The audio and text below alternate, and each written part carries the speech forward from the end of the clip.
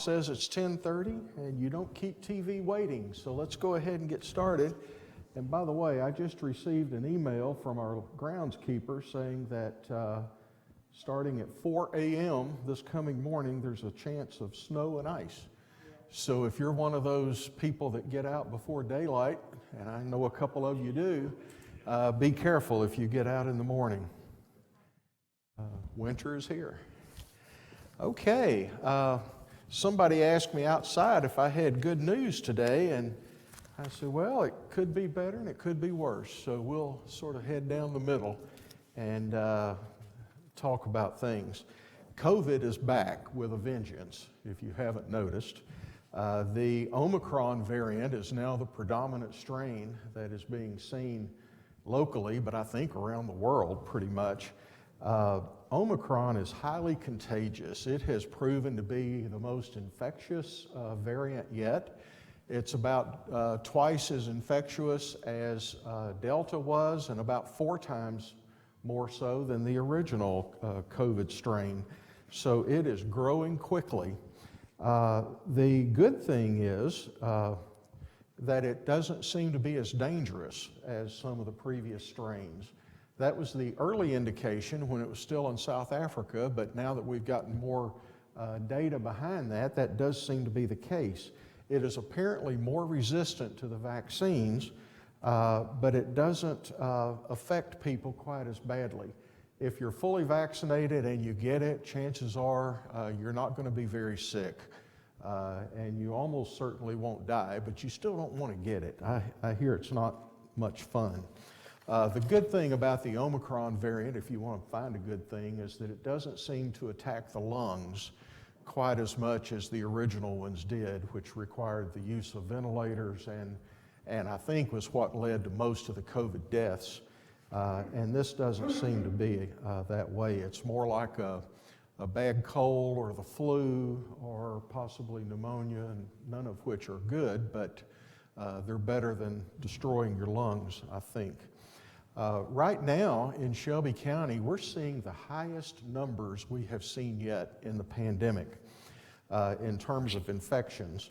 We don't know yet how this surge is going to affect area hospitals. We've seen some of what's going on at the hospitals, but hospitalizations and then deaths usually follow the spike in COVID by about 3 weeks. And we are pretty much there now. So I think in the next week or two, we're going to have a really good indication of what this is going to do to the hospitals. Over the last 7 days, the average number of new cases per day has been 2,352. That's through yesterday, the highest we've seen. Sunday alone, there were more than 3,400 new cases reported in that one day. Measured by the Center for Medicare Services, the 14-day rolling positivity rate in Shelby County is now 13.3%. Remember back in the summer it was 2%, so it has grown a lot. Day by day, the positivity rates vary quite a bit, but yesterday, just on a one-day positivity rate, it was 45%. And just think about, of all the tests taken over the last those that got the results reported yesterday, 45% of them were positive. So that is just astronomical, really, compared to what we had seen.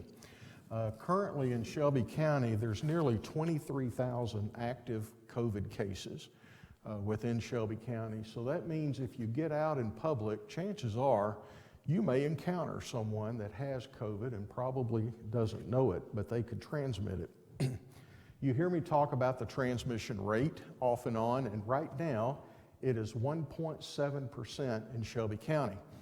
That means if 10 of you have it, you're going to give it to 17 more people for the 10 of you. So that's a pretty fast rate of growth, and that's typical of what we're seeing right now out in the public. The 1.7, I think, is the highest I've seen. A month or two ago, it was below 1. So that's not good. Currently, 58.5% of eligible Shelby County residents have received at least 1 dose of the vaccine. 50% have received 2, and many of those boosters as well. One other good thing about Omicron is that it is encouraging more people to get vaccinated due to its high infectious rate. And they're telling me that the average daily number of people now getting vaccinated has gone up quite a bit since Omicron came around. I mentioned a minute ago about what hospitals are seeing. The area hospitals are at about 96% capacity, and the intensive care units are about 92% capacity. The big problem right now in hospitals is they have fewer staff than they've ever had. You hear about staffing shortages. Nursing has been hit hard. We have here, hospitals have probably even more so. So they are treating all these cases with fewer staff than before, and certainly fewer than they needed. Hospitals right now with this high positivity rate are having a lot of troubles with staff, including doctors becoming infected with COVID. And I've heard stories about shortages in staffing being so great that they still had the doctors and nurses working in some situations if they had COVID. I'm sure being extremely cautious, totally dressed out and all, but that's different than it used to be. Most COVID patients being admitted to the hospitals right now have not been vaccinated. Some have, but they estimate 70 to 90% of COVID admissions have not been vaccinated. So again, if you're going to be sick enough to need the hospital, chances are you've not been vaccinated, and if you have been, you probably won't make it to that point. The mortality rate is quite a bit lower as well, but it's still risky to vulnerable age groups and people with different comorbidities. So we still have to be very careful. Again, if you notice, I personally have heard from people that said, I thought I just had a cold. I dismissed it. It was just sniffles and turned out to be COVID. And that is often some of the symptoms that you see with the Omicron variant. It's like a cold starting out at least. So if you notice anything like that, don't assume that it's just a cold. Get it checked out. We can test you here in the clinic, or your doctor can, or lots of other places can. Here at the Village, we are still testing employees and contractors on a periodic basis. That the regularity of testing changes from time to time based on COVID activity in the community, both inside and outside the Village. CMS, the Center for Medicare Services, has thresholds that if the county is doing this, then you have to be tested at this frequency. And for the most part, that's what we follow, and then we test others as we deem we need to. Currently, the testing frequency is that unvaccinated employees have to be tested twice every week. Now, you'll know that here at the Village, we have almost no one that's unvaccinated, so it's not a big crowd when we do this. It's probably one or two. But yesterday, just out of wanting to be cautious, we tested all employees and all contractors yesterday. We don't have the results back, but we will have, probably starting this evening and finishing up tomorrow, we'll have those results back. I sort of dread seeing it. It's sort of a joke that, do we really want to know?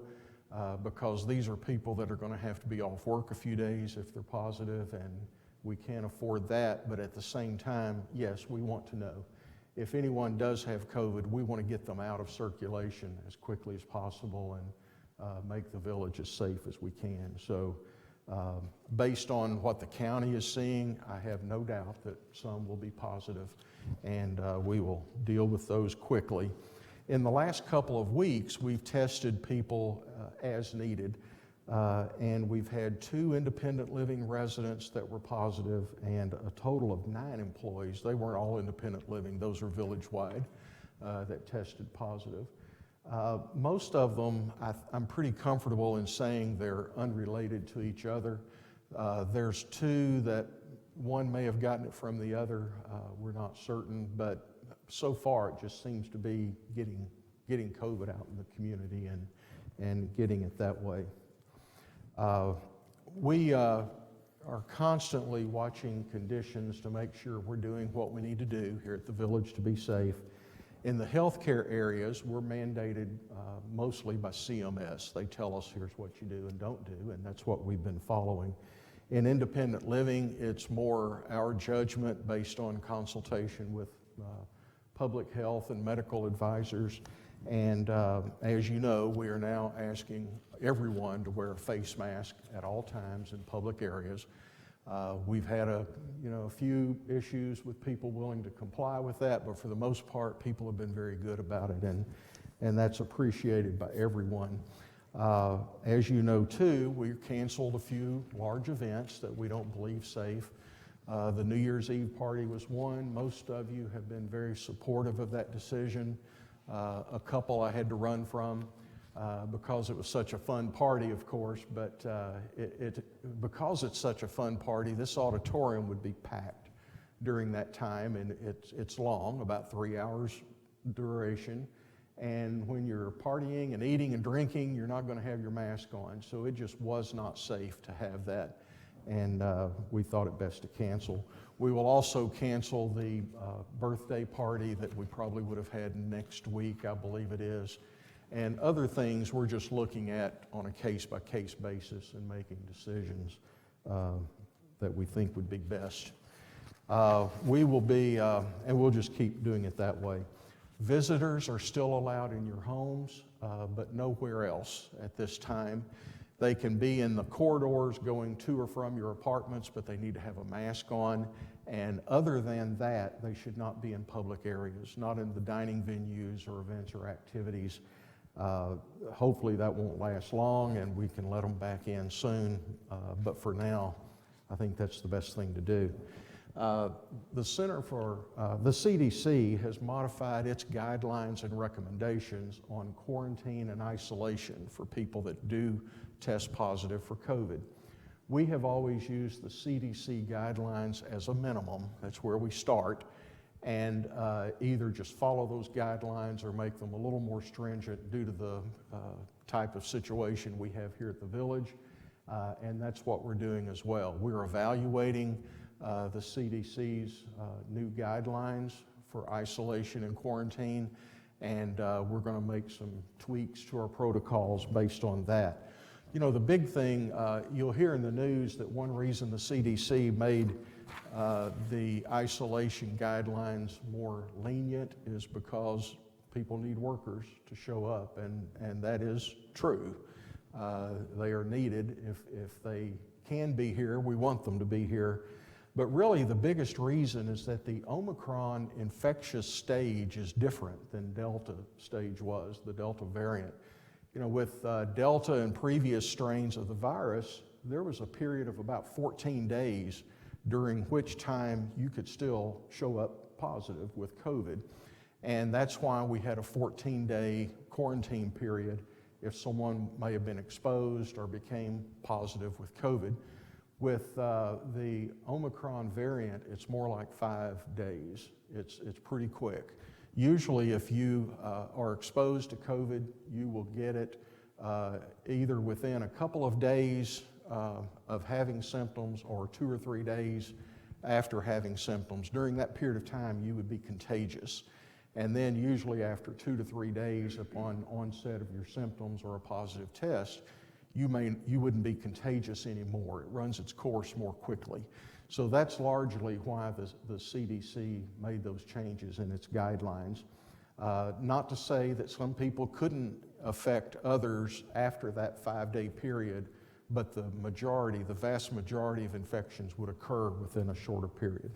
So that's what we're evaluating, and we will handle things accordingly here with employees or others, residents or anyone else that becomes positive.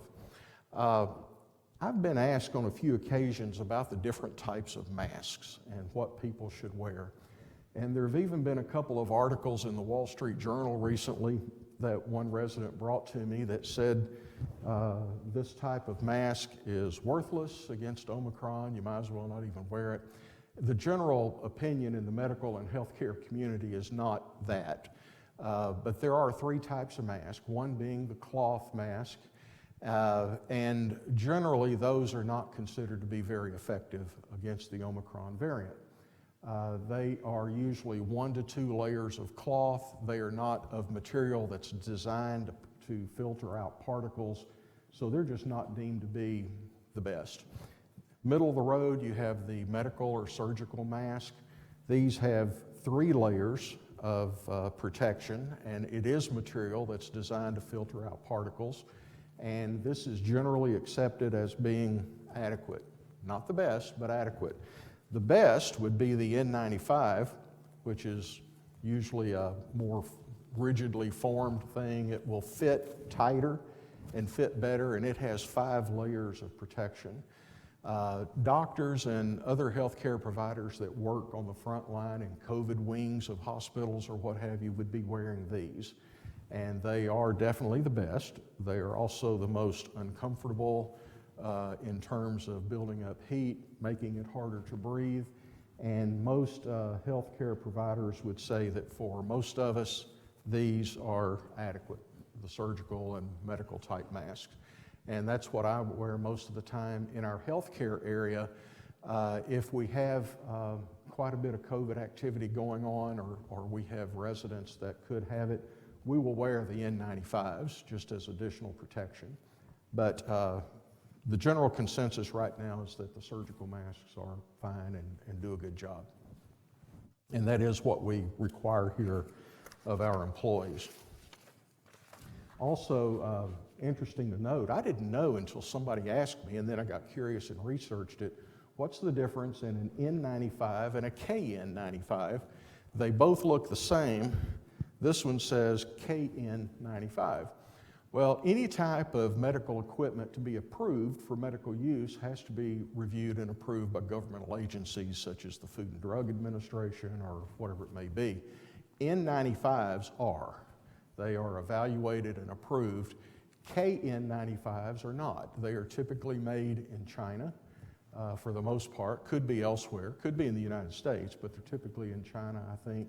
And they have not been evaluated by the FDA or any other agency and therefore are not certified for significant medical use. But they're generally regarded to be pretty equivalent to the N95s. So now you know.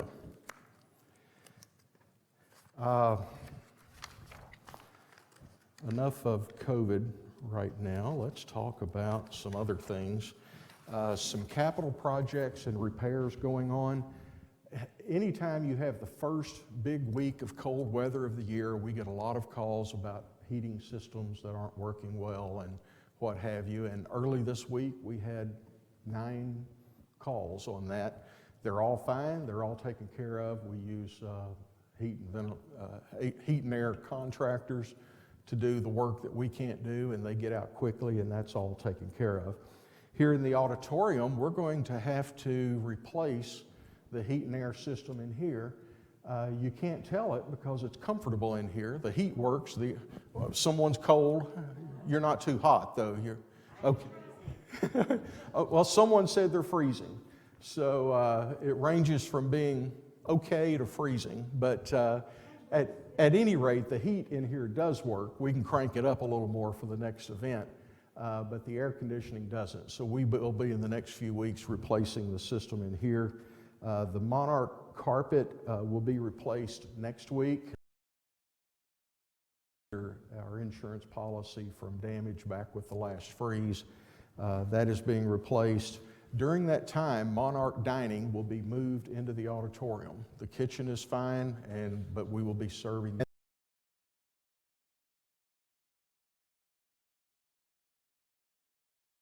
And then probably the week after that, we'll be replacing the carpet here in the auditorium, which was also damaged by the water. So that will be taken care of soon. The pool has a problem. The boiler that heats the water for the pool has stopped working. I believe it's today that the contractor is going to be here to determine if it can be repaired or if it has to be replaced.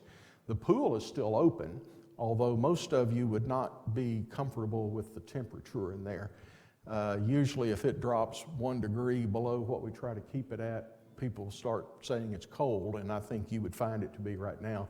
I think some people are still braving it and using it. It's not that it's cold, it's just not warm like it usually is.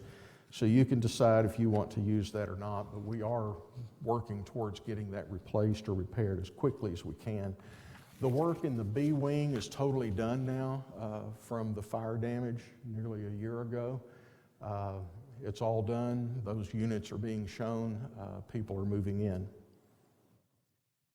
We've had meetings over the last couple of weeks with the county emergency preparedness officials, and they have reviewed all of our emergency procedures here at the village.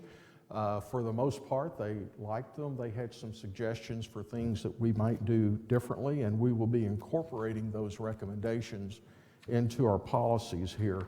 One thing that most of you might want to be aware of, in the event of a tornado, you're advised, first of all, to stay in your apartment if you're there, but if you are out in public areas, you've been advised in the past to come to the auditorium, sit against the inside wall. They're now thinking that's probably not the best thing to do. The best would be if you can get in a stairwell, because those things are not going to go anywhere. They're concrete and steel. Second best would be if you can be in a corridor away from windows, up against the wall of a corridor, but not in a large room such as this. So we're making that change in our protocols. A few associate matters with Mark being fully retired now. Kaylee Jackson is in full force in her new position as Director of Resident Services. And Alexandria Byers, who works in that department, has been promoted to Resident Services Coordinator. She's been the assistant since July of 2020 and has moved up into Kaylee's old spot. Cheyenne Sides, who you know from the concierge desk and the Oasis, will be the new assistant in resident services. And she's been with us about 3 years and wanted to move into this area. And Kaylee and Alexandria agreed that'd be good, so she's now working in that area. The Associate of the Month for January is Donna Schrimsher. Come up, Donna. Donna is an LPN who works in the memory care area of the village. Donna, did you know people really like you? No. And most of them would say they even love you. Well, you know that now. And you were recommended for Associate of the Month by Rebecca, and in recognition of what you do in that department. And everyone up there really does love Donna, and she loves them back. And you know, you can always find people that can do a job, but when you find someone that really has the heart for it and loves what they do and loves the people they serve, it makes all the difference in the world. And Donna does that. She has a true heart for our residents.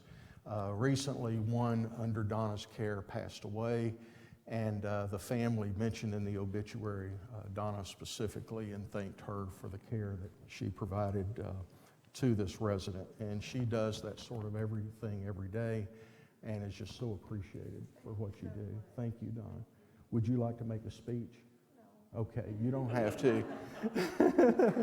So, thank you. Much deserved. We appreciate it.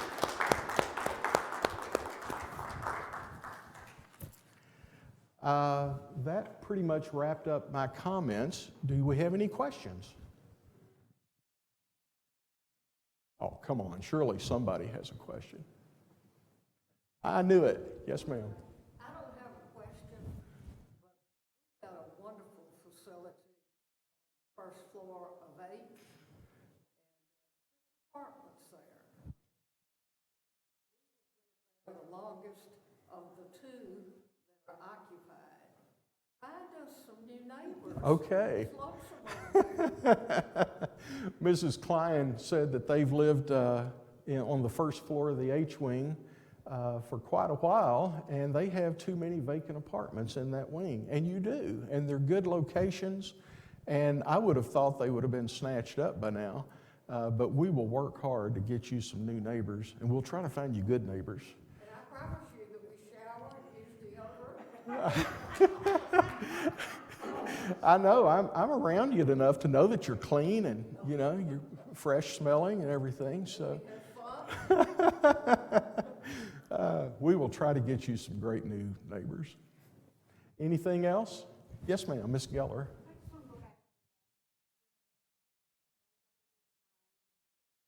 Everything's, you're right. What about those old cloth masks that the Mm-hmm. because I and a couple other people bought a bunch of them Yes. inside the cloth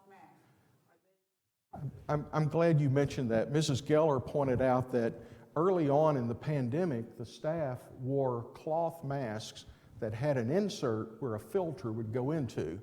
And at that time, we were glad to have those because all the other masks were in such short supply that we couldn't get enough, and those were what we used. And said some of the residents still have those, and are those okay to use? Yes, they are. Because the filter insert that goes inside, it's pretty thick. It's this type of material. It's similar in that it is designed to filter out small particles. And being a fairly thick insert, it's probably combined as thick as this. This is 3 layers. That's 1 or 2, but it's probably as thick or thicker than this. And by having that inside the mask, it would be as good as this. So yes, those are just fine. And for those of you that are really fashion conscious, the CDC has said if you wear a cloth mask, put this on first and put the cloth mask over it, and then you have the best of both worlds. You look good and you're more protected. And that's sort of what the insert does. It's the cloth mask with this material. Yes, sir, Mr. Klein. I've been reading in the press. Yes. Is there anything to that, or is it too soon to know? Mr. Klein said that in the news he's been hearing about a 4th shot of COVID vaccine, and what do we know about that? I hear the same thing. If I'm not mistaken, Israel may have now come out, I'm getting a couple of nods. Israel has come out, I believe, with a 4th dose of the vaccine and is recommending or requiring that. I don't know yet how close it is to here, but yeah, I'm hearing the same thing. I saw a cartoon the other day, and it showed someone being injected with a gadget with 4 needles in it, and it said doses 4, 5, 6, and 7, and they got away with one big jab and got that covered. So I don't know what's coming down the pike. I suspect as the virus varies and mutates over time, we may see more boosters when they try to make them more specific to the most recent ones. And there's still some uncertainty about how long the doses last that we get now. I know Johnson & Johnson, which fortunately I don't know of anybody here that has that, but they were saying as much as a month after, as soon as a month after the only dose of J&J that you might want to get boosted. With Pfizer and Moderna, I think they're still saying about 6 months, but I don't know, they might. Ms. Geller, you had a follow-up question? Yeah, different topic. Going back to the tornado information. Mm-hmm.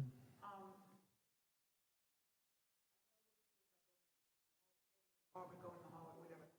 When the siren goes off, the tornado, Yes. we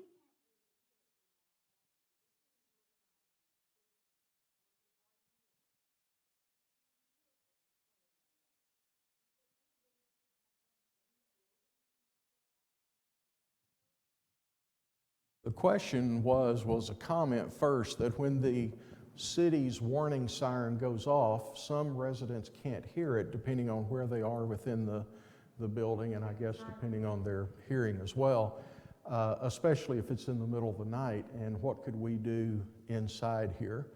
Our building does not have a common public announcement system or an internal where you hit one button and alarms go off everywhere or anything of that sort. let us mull that over. That has come up within our meeting the other day even. It came up and there wasn't a good solution reached. Overnight there's usually a couple of security officers here, which would be hard pressed to make the rounds of the entire property, especially when you consider there might be other emergencies going on and they couldn't do that anyway. So that's not really a good option. We had thought about, we threw out the possibility of a one call, where we could make one quick recording and cause it to go out to everyone. And that might be a possibility. Some people opt out of the one call system, but you can have an override for emergencies where they'll get it if they want it or not. Some turn the phone off at night, yeah.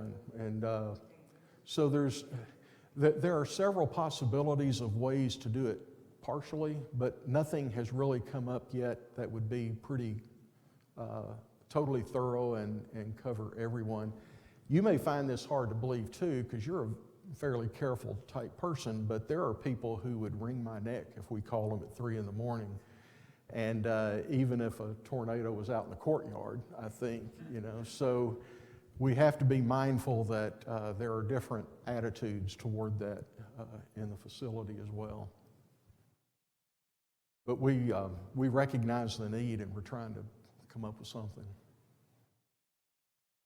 Anything else? Yes, ma'am.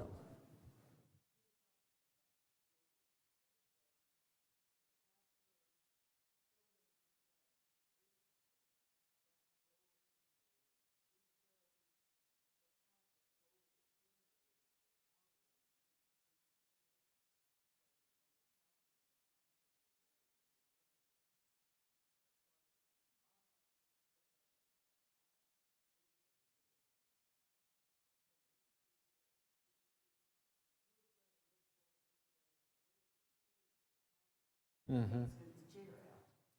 The comment was that the wood planks or the ceramic type wood looking planks in the bistro tend to catch chair legs when people move them in and out. And instead of replacing monarch carpet, could we use that money to replace the floor in the bistro? Well, we can't do that because the insurance company only bought carpet for the monarch and the auditorium, which was damaged. So, and it's taken about 4 months to produce and it's now ready. So we can't do that. I've heard that comment before on the chairs, and in that particular dining room in the bistro, it's almost got to be a hard surface, because if it was carpet, there's so much food that falls off of tables and what have you in there. If it was carpet, we'd be replacing it every month, I'm afraid. So,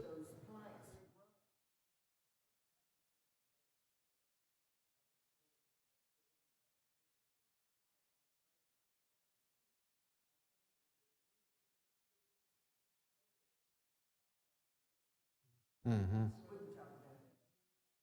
Yeah. Ms. Cotton? Some chairs have wheels.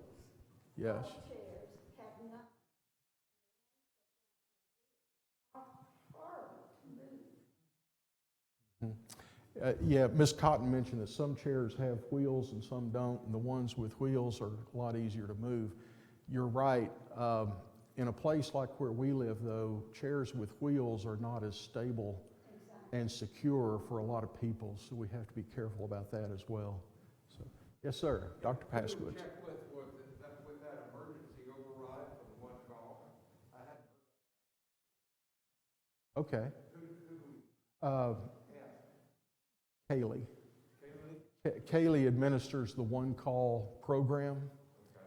And if we have your phone number in the system at all, it should call you. You just ask her to confirm that your number is in there.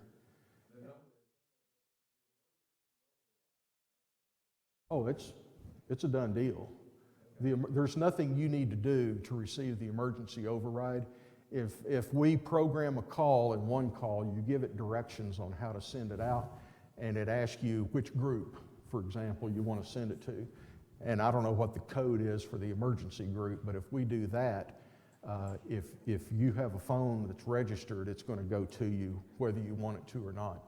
Now, as somebody mentioned, a lot of people turn their phones off at night or don't have them with them in the day, and it's only as good as your phone status really at the time.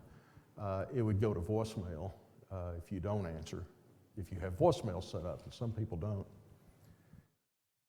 We're looking for a foolproof way, and nothing has come up. So, any other questions or comments? Good discussions today. I enjoy this. Okay, well, thank you. Stay safe. And if you go anywhere outside the village, I don't care where it is, wear a mask. Stay safe out there because it's all over the place.